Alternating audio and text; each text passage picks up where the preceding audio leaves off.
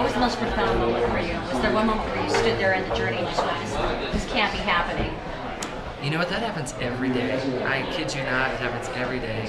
Yesterday I stopped in my tracks and just, I love my life, and I know what's happening today with the snow coming down this window beside us, and what we're able to do here in this snowy little cabin, but also the outreach that we'll have through radio and television today. It's going to be huge.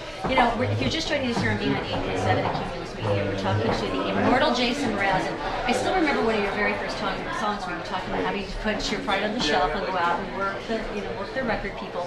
Okay, you're only 3 albums in, about to release your 4th. You have an enormous amount of creative control. That doesn't ever happen. How are you doing this? I hope that it's thanks to authenticity. We've seen, if you look at statistics, they'll show you that the areas in life where we were authentic, we excelled. In the areas in life where we cut corners and thought that we had to meet a certain mold, fit a certain mold, it didn't really come out that great. It wasn't respected, or it didn't reach a certain level of success. So yeah, but convincing a record label of that our guy seems to be a little bit harder. Yeah, well, I'm very fortunate. My team at Atlantic Records is extraordinary. They believe in me, in who I am, not they believe in me as someone else I could be. Does that make sense? So cool. Yeah. That's also completely unheard of, but that's very, very exciting. Yeah. Okay, I won't give up. Now, this is incredibly emotional. It's very intimate. Can you give us any background on it? I've heard rumors, but I don't want to speculate. Right. Well, I leave the background up for grabs, really.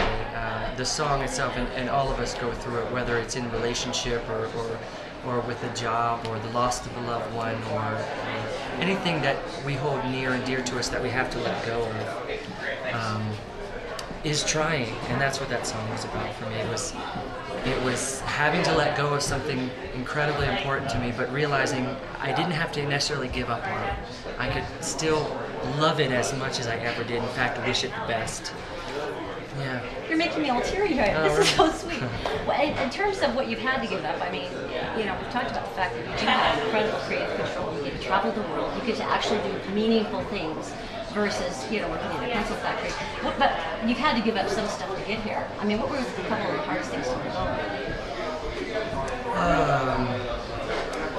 I guess, the hardest thing is the time spent with a pet, or at home. My community at home is extraordinary, but I'm at the place right now where I have to say, okay, I'm getting ready to go out on the road for the next year, maybe longer of my life.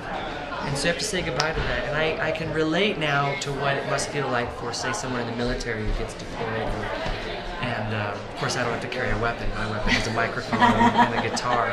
It's a better weapon. But that's the hardest thing to do, is to let go of being somewhere else. Anytime you're on the road and you think of home, the road becomes a lot harder. But if you're on the road and you consider that your now moment, your home, it's heaven. What's the trick that you have? Do you have like a favorite photograph you carry, or do you have a favorite pillow? Do you have a binky? There's got to be something you do so the hotel room doesn't feel as weird. That's constantly transforming.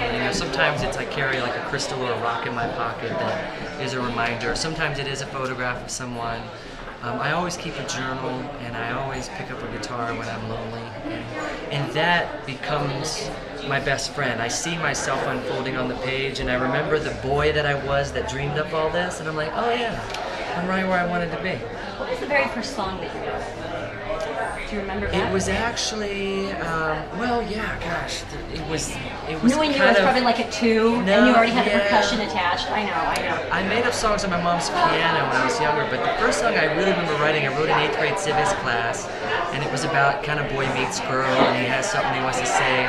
And I went home and I recorded it over an instrumental B-side to some single I had. So the music was already made, and I sang my voice onto it. And then I actually took that tape down to Skate America and got them to play it. That is so cool. At the skating rink. So I got to hear my voice in this big PA, and I was skating around, and nobody knew it was me. It just kind of went into the mix. So that's when I knew I had something. You could score chicks in 11. That's just unbelievable. Yeah. Thanks. Thank you. This was amazing. I appreciate it. Awesome. Thank you.